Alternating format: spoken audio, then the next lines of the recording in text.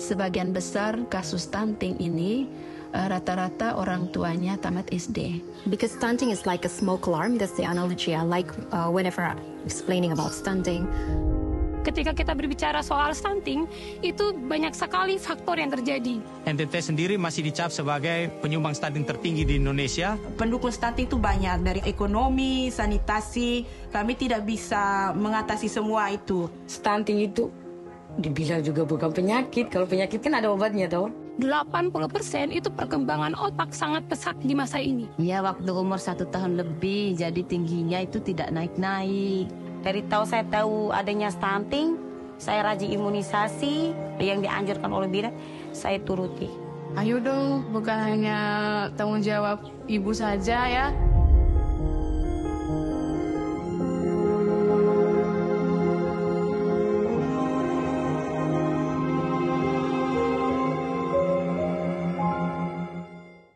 Before I start this video content, this is a disclaimer. The whole video, the whole conversation is going to be in English because with me, I have this very wonderful gentleman. We've known each other for a long time, and we couldn't find the time to sit and talk about stuff. And now Zack Peterson is here from the 1,000 Day Foundation, is it? 1,000 Days Fund, yeah. Nice to meet you, man. Thank you, sir. Finally, sitting together. Appreciate your time. We known from me doing my work at Pita Kuning, which is a foundation helping kids with cancer, children with cancer. Zack is here because he also is a part of an initiative. It's called 1,000 Days Foundation, which is laser focused on one issue, stunting, right? Correct. And I've always wanted to have a talk to you because I am pretty much concerned about the same issue. I remember you texted me because you saw my bit about stunting. Yes. Which is we have the same friend, Andovi. Yep. And you have that clip from him. Yeah. Yeah. And so Zack has been very nice, giving me a lot of information. But I've always wanted to sit down with you and talk to you more about stunting, because obviously you've been doing this for a long time and you are well informed about the issue.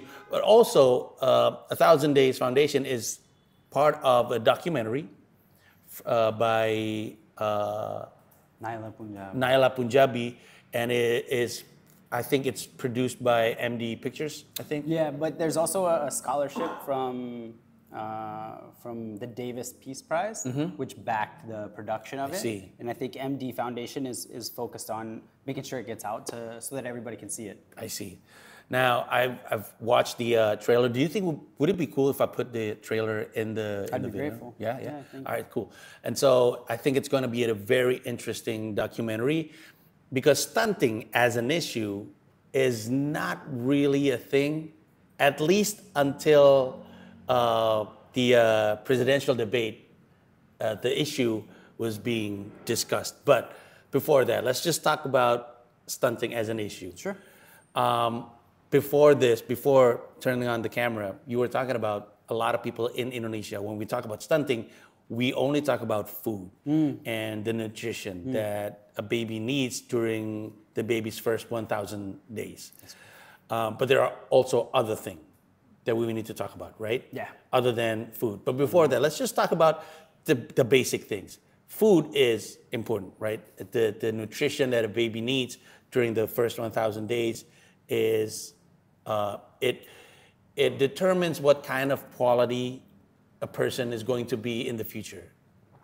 Did I get that right? Yeah, definitely. I would say that before food, though, right? We want to make sure that moms who are pregnant aren't malnourished, because we don't want malnourished moms giving birth to malnourished babies. And so then if we want to talk about that first, we want to make sure that moms who are pregnant are getting iron and folic acid, they're eating properly, right? They're not anemic, these very focal points. Because if we're talking about 1,000 days, we're talking about conception until that kid's second birthday. If you ask me, that's the most important time in their life. So 80% of brain growth is happening, And it's very easy to conceptualize that. Okay, so when the baby's in the womb until that baby is 2 years old, 80% of brain growth is happening. But for me, it's about immune systems, right? So your brain is a major organ. Your other major organs are working to fight infection when you're little, right? And so kids who are sick more often during those first 1,000 days will then be sick later on in life, right? And we don't want sick kids. A lot of the times, stunting is about height, right? Yeah. But I tell people, like, I'm not a basketball coach. I don't care how tall kids are, right? I just want kids to be healthy. I don't want to pick up kids who have pneumonia. I don't want kids who are dying from diarrhea. I don't want kids who have worms. I don't want kids who are vitamin A deficient. And so, yeah, food is a major factor, but I would also say that it's access to trained and confident community health workers. So I think a lot of us take for granted the fact that when our kids, so I have 3 daughters, Audrey, Sienna, and Emma. Emma's 10 months. So when I take Emma to the pediatrician not only gives Emma vaccinations and weighs her and goes through the motions, but she also plots the growth of Emma on an XY axis and then can explain, like, look, here's the green line, Emma's here, next month she needs to be here, like, let's focus on weight gain, let's focus on linear growth. And a lot of people in Indonesia just don't get those conversations. So 1,000 Days at its core is laser focused on making sure that community health workers, so this is kader, this is bidan desa, so community health workers are trained and confident and they have the tools to be able to convey all the messages that we take for granted. It's interesting you brought that up because it reminds me of the first time I get to see a baby with stunting. I was in NTT. I was actually in Kupang. Not Kupang, at a village outside of Kupang. And we were doing this initiative to what's the word? I want to use the word rebuild. Puskesmas and Posyandu. Sure. And I saw this mom. She was holding a baby. And all she repeats was, "Au neko, au neko, au neko." And then I asked the mom, how old is the baby? And I don't really remember the age, but I remember the shock because the age of the baby is the same age that my son was at the time, but he is way smaller. And I was shocked. And then I asked another person from Kupang, what does "au neko" means? And the person says, it means I love you. And it broke my heart because obviously she came from NTT. This is, I guess, the part of Indonesia that really needs support. And obviously she's uneducated. I don't know, she might seem uneducated. She doesn't have the knowledge and she comes from a poor background. And the only thing that she can give to her baby is her love. And she keeps repeating, I love you, I love you, I love you. And it shocked me. And that was my first time seeing a stunted baby, with my own eyes. And this brings me to the question, how did you get to, being involved in this issue? Because when we met the first time, you haven't been doing such work, right? No. So I was at the World Bank in 2018, and so the World Bank has a financial arm, and so I was at IFC, the finance arm, but I was writing speeches for people that didn't want me to write speeches for them, and then I just became obsessed with stunting. So the World Bank at that time was cutting a loan for Indonesia for 400 million, and I knew that none of it would get down to the village level. And so this is when I think this is when Riskestas came out and said, in NTT, the stunting rate is 43%. And I was advocating to the country manager at the time, Rodrigo Chavez. He's now the president of Costa Rica. I was like, hey, I kept applying for jobs in public health in the World Bank office. And he's like, this is never going to happen. You're not a doctor. You don't have an MPH. He goes, but there's this small grant for $25,000 out there. And if I get you that grant, will you stop applying for these jobs? I go, I'll do you one better, I'll quit, right? So I quit. We ran the pilot on Rinca, Papagarang, Mesa, and Komodo, the 4 islands, right? You're taking off from Labuan Bajo. And then it just took off from there. So when we started, we would just go into people's house and nempel the posters that you see on our Instagram and our website. But again, like you said before, you know, a lot of people, they're mungkin tamat SD, that kind of stuff. So I mean, guys like me and you, we have to hear messages 9 times, right? Like if our wives are like, hey, pick up your socks, right? You gotta hear that stuff 9 times. And so really, people ask 1,000 Days, ask the team, you know, how come you're successful? So in Manggarai Barat, for example, the stunting rate is down to 9%. Wow. Yeah, it's cool. And from 28% in 2019. Yo. Yeah. It's great. It's fantastic. Crazy. And the same results we see in the districts where we work. So Rote, Kabupaten Kupang, where you mentioned before, we have a team. TTS, and Snaru. But our recipe is consistency. So we're showing up consistently, training the community health workers. If you watch the documentary, you'll see Fanny and Theo. They're our field coordinating officers. They're really our main intervention. So those field coordinating officers, they're the ones who are making sure that the cadre are trained, making sure that they're reporting to the Binandesa. The system is in place. It's not perfect. I mean, everybody will tell you, cadre back during Suharto, right? Everything worked fantastic. And so we work within that system, again, just to make sure that people have access to trained and confident community health workers. It's game changing. Like giving away food, that's great, you know? But we've learned over time that people are capable. You gotta give people agency, right? They're capable of finding their own solutions. The 9%, the single digits in Mabar, yeah, look, am I proud of it? Of course. Do I take credit for it? No, it's the government, right? It's the Dinkes there, it's all the Kepala Desa coming together, the Bupati being in Bajo as well, I'm sure helps. But I would say that, yeah, 1,000 Days, all we do is really link everybody together. So the credit definitely goes to the government there. Were there any resistance from them, or they finally like, what are you trying to do? No. They're very open with it. Very open. So for the Ministry of Health, and Kemenkes will tell you, budget decisions are made at the district level. And so when we rock up and talk to the district and we say, listen, we want to do pelatihan, pendampingan sama puskesmas, right? They're keen because not a lot of people go out to NTT and want to train people. You know, a lot of, there's all kinds of NGOs in Bogor and Depok and all this stuff. But yeah, there aren't a lot of, I mean, and for us as an NGO, we have to explain to donors that 60% of our budget is travel. And donors are like, but wait, we got to be able to do something here. And go, no, this is where we work. These things are important to us. If you don't want to pay for that travel, then you're obviously not interested in us as an organization or solutions for the communities that we serve. So the main thing to work on basically is the knowledge. Sure, yeah, because it's like you said before, right? So when that woman was holding that baby and saying, I love you, everybody wants happy, healthy kids. Like our world is a world of ogito. So if you're in, I swear, man, if I got paid in ogito, I'd be a millionaire. That's so funny. But it's true, because a lot of people just have, again, guys like me and you, we take for granted that we can go to a pediatrician and the pediatrician will plot the growth of our child.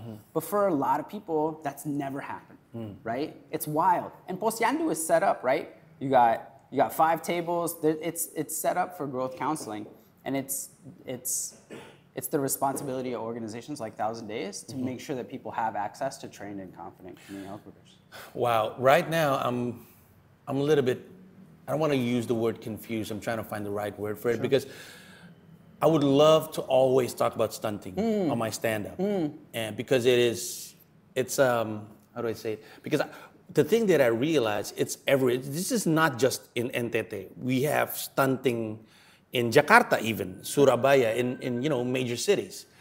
But the problem is, if the aim are the people in poorer background, I was wondering, how does my stand-up, matter? How would it matter? Because my audience obviously are people, I can put, my clips on YouTube and it's for free. But how do you think I can play a part in this, knowing that the people that needs to be, educated are not my audience? Yeah, I would say the first thing is just keep doing what you're doing, right? I don't think you should change. I think the audience should come to you. I think again, it's guys like me and Andovi. It's people who are in your network whose job it is to get those messages out to people, and I think the reality of the situation is it's a pebbles on the scale kind of problem, right? Right. You're never gonna be like, oh, I did this one thing and this one thing solved it all. I think it's running programs in TTS and there's a team of comedians in NTT. I mean, even like linking up with them might be a good idea. But again, I wouldn't say that. I appreciate you asking, but I wouldn't say that the burden falls on you. Just keep doing what you're doing, and if you can just put little things out here and there, like that to me is the most powerful thing. I think a lot of people see the problem and are overwhelmed by it. But again, like when I saw your stand-up talking about it, I was like, these are the things that we need. These are the pebbles that we need to put on that scale. We were talking about having donors. How is it? What do you think is the understanding of Indonesian regarding this subject? Was it hard for you to explain to donors about the situation? What's the awareness of Indonesian people towards the issue? I would say I would put people in two different categories, right? So I would say that individual donors, like you'd get on Kita Bisa or something to that effect. I would say those kind of donors, are well educated on the subject. So when we put out a Kita Bisa campaign and we want to train community health workers, not a problem. But I would say the bigger donors, the bigger foundations, they're slowly coming around to it. Because remember, if I come to a donor and I say, hey, look, 60% of this budget is travel and we train, it's not sexy. Right? Yeah. It's just not sexy. And so we're very fortunate to have a handful of domestic donors here in Indonesia.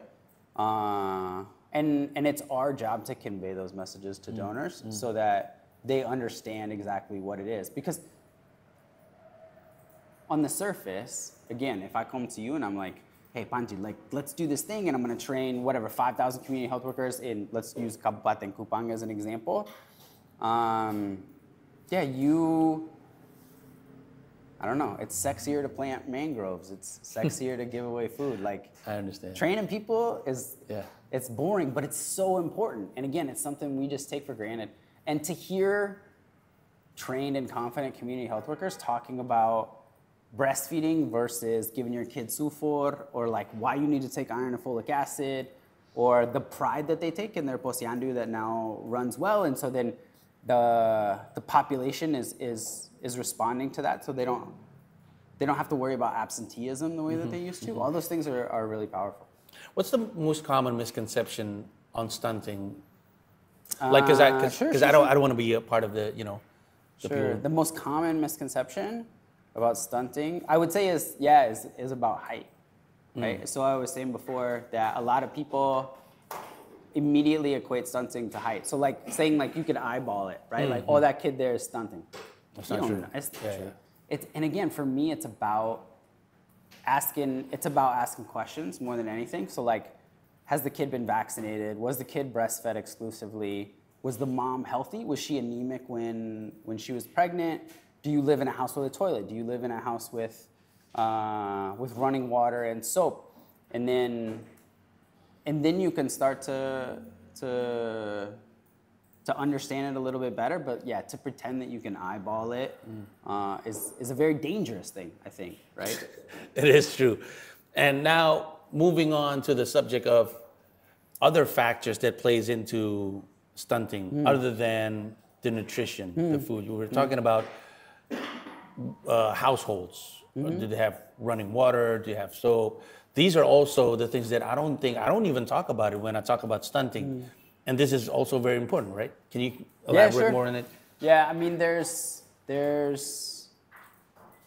an ongoing conversation about food and like what percent of so if you're in development, they'll call it WASH, right? Which is essentially like hygiene, all these things that running water that are kind of packaged into one.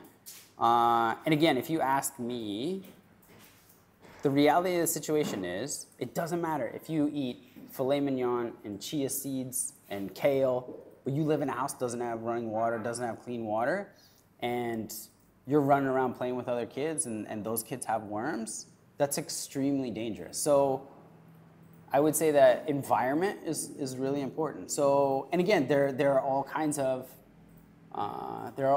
steps forward being made. I mean, when we started 5 years ago, I used to mess with people. Like if I were to take you out as a donor to the fields, like we'd go to Komodo and I'll grab the binoculars from the boat as the boat is coming up to the village.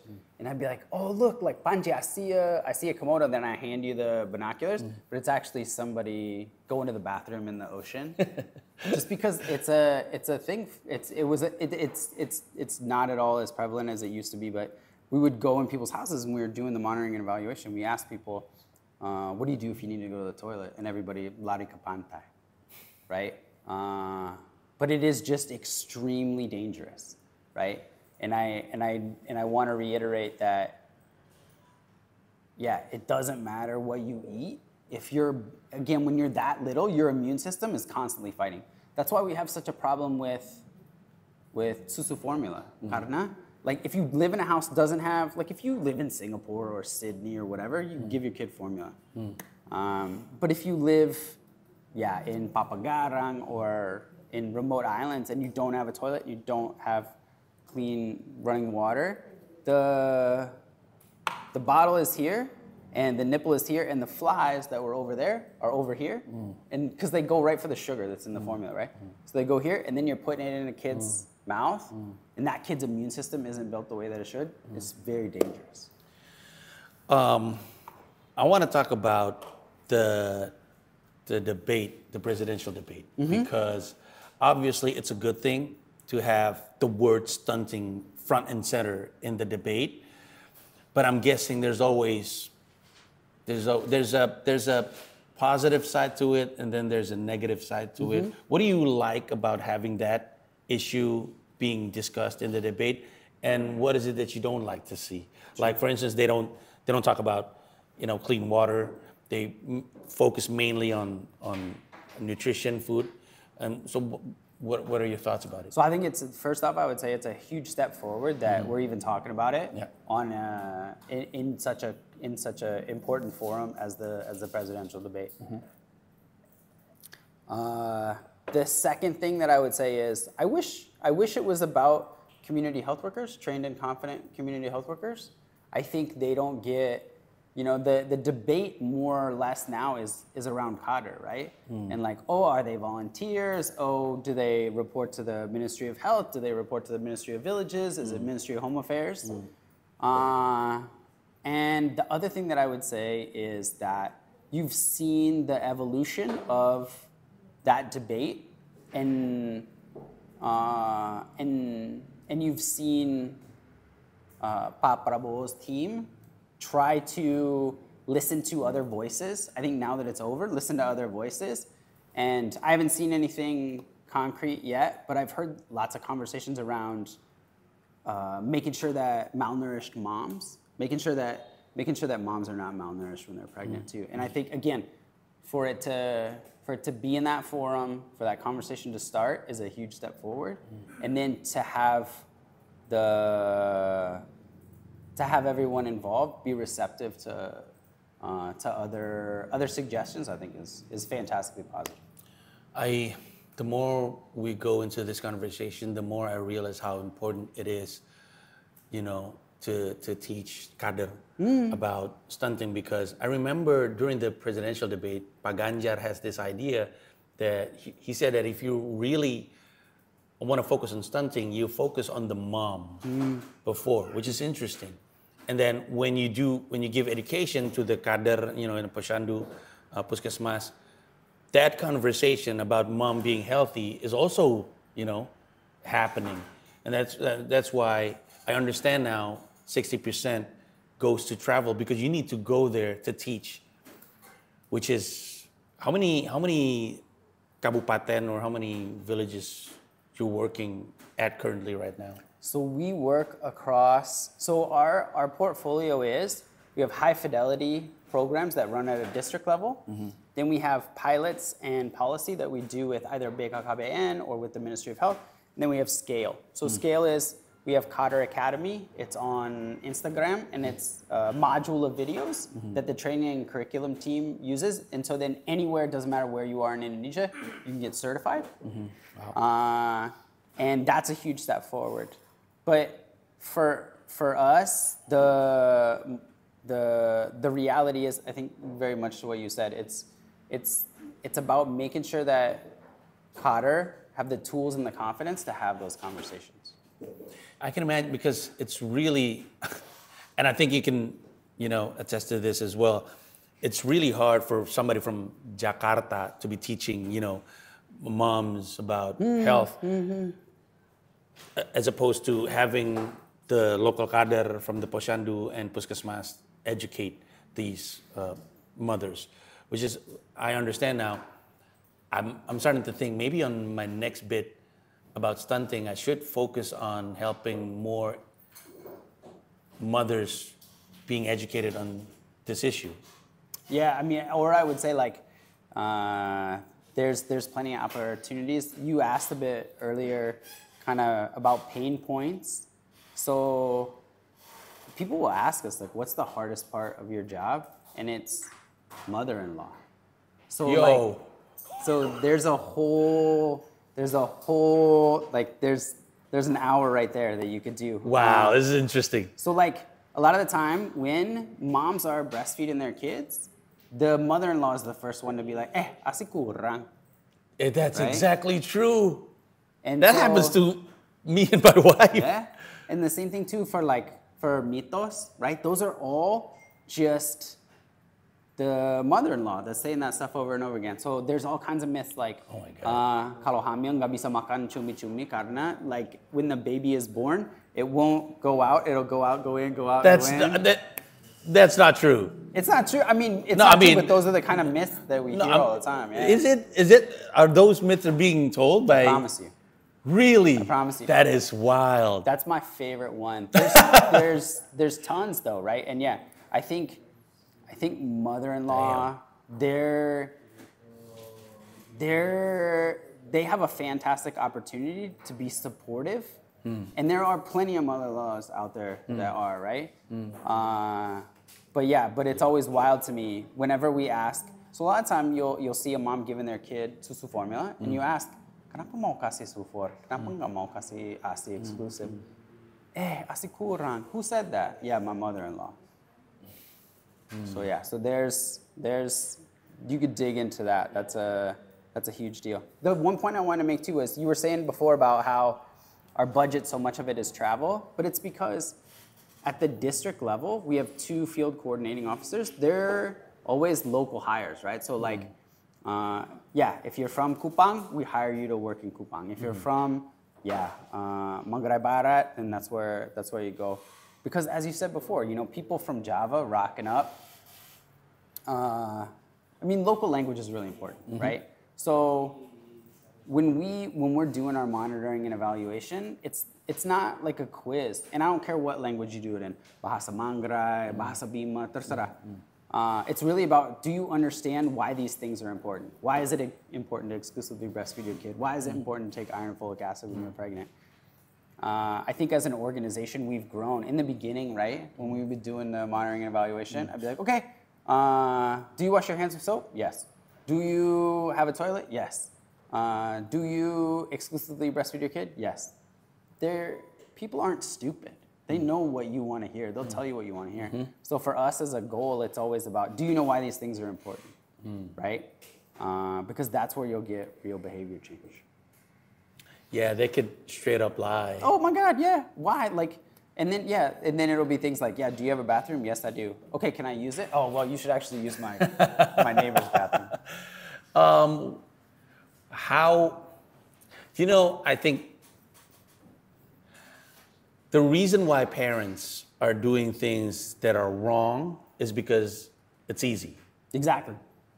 And so how do you educate that, you know, Yeah, I don't know. easy is not the yeah. right way to go? Yeah, we always say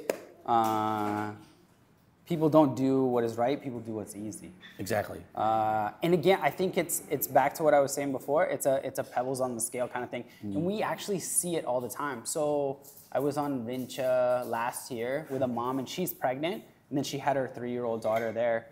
And she was saying, oh, now that I know all this stuff, like she's pointing to the 3-year-old, she's like, she had worms. I would leave her with my mother-in-law all the time, but her, like, now I know, and so I'm gonna exclusively breastfeed her.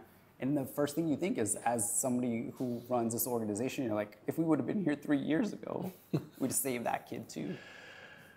You know, I can't imagine how hard it is for you to be, you know, in the center of this very tough struggle. How does it has to get to you somehow. Yeah, it does. But I think too, like, the thing that I would say is the team always sticks. Thanks, man. The team always shores each other up when it comes to hope, right? And so then you get back on the boat, you get back on the plane, and the thing is, like, what makes 1,000 Days different is we just keep showing up. So yeah, it's tough, you know, like, everybody on the team has a story where they're going into somebody's house to do the monitoring or evaluation, and you say, okay, where's the poster? Oh, I tore the poster down because my kid died. Damn. So, and again, these are preventable things, right? Things like diarrhea. These are crazy preventable things that, yeah, just don't have to happen. It's interesting you say that you just have to keep showing up. That is very hard on a technical level. Because obviously you rely on donors to keep showing up. How do you find donors is maybe my question. I think in a perfect world, they find us, right? Either through conversations like this, or through the documentary, or other donors, because donors are speaking to donors all the time. And so we always talk about ourselves as a rare bird, not a wounded bird, right? And so it's very hard if you're a donor for me to get you to care about stunting and chronic malnutrition and community health workers. But in the hope that you do see it and you do want to be involved in what's going on, I'm pretty sure I can convince you. Because 1,000 Days is unique, right? But the reality of the situation is that not everybody wants to fund our work, and that's okay, right? It's my job to find donors that do care about what we care about, and then keep those donors, right? Those donors need to know that there's a tremendous amount of transparency in what we do. They need to know that we're constantly looking at the data and making decisions based on the data. You know, like, we recently, our model has evolved to more of an integrated community case management model. I know this is boring, but I promise you it's cool. Some of the guys from Pitakuning is probably watching this, and we want to learn more. But just to be able to make sure that we are monitoring pregnant moms and all the way through the 1,000 days, and then being able to turf those moms to formal community health. Formal puskesmas, formal health center, right? I think that's our model. That's what we believe in, and then it's our job to find donors that also believe in the same thing. Where should they go to if they want to help support? Sure. So 1,000 Days Fund. There's the website. There's Instagram. There's the documentary that's out. Yeah, just open Instagram and type 1,000 Days Fund, and then. Yep, we're right there. Yeah. All right. Is there anything else that we should touch on that I didn't ask you? Or I haven't asked you? Did you need to, No, I feel like we did a pretty thorough job. I'm grateful for your time. Again, like for you to be able to bring this to a larger audience is something I'm tremendously. It's my pleasure. To be perfectly honest, I am looking for premises for my stand-up, and I think this will help me a lot, especially after you said the mother-in-law. I'm like, that's exactly my way in. Well, thank you very much, Zach. Thank you. I'm very sorry if I couldn't have a better conversation. No way, man. This is fantastic. Because people would think that I speak English fluently, but I don't really. I just know how to pretend. Because I still, I find difficulties in trying to find words that I want to use in conversations. Does it make sense? I think your English is way better than you give yourself credit for. It's way better than my Indonesian. Well, thank you very much, Zach. It's a pleasure. And do you have a personal Instagram handle? I don't. I'm very much a dad. So. Well, then you can just follow 1,000 Days Fun on Instagram and any other social media. Thank you very much, Zach. Thank you. Thank you. Bye-bye.